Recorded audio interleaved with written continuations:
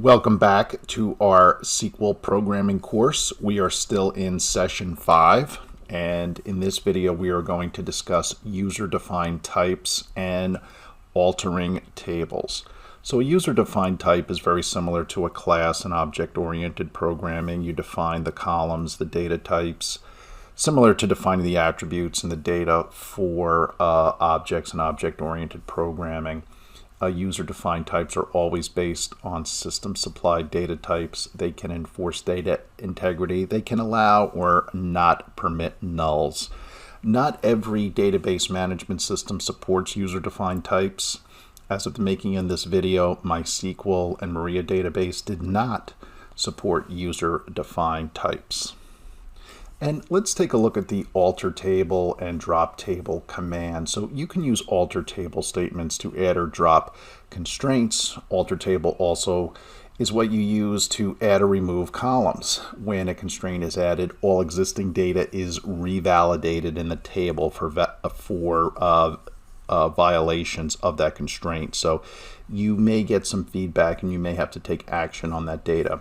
The drop table command will remove the table from the database, so obviously make sure you are connected to the correct database.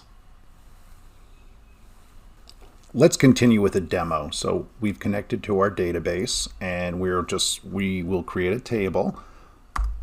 We can see there with the constraint, and we can show the columns.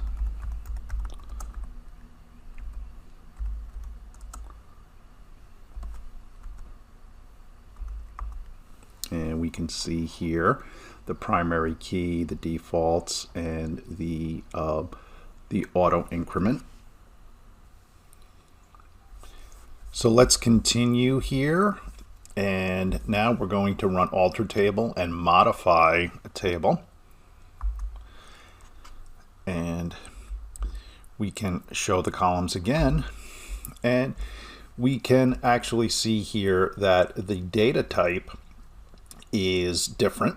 So it's a different data type and it's a different size too for the same field.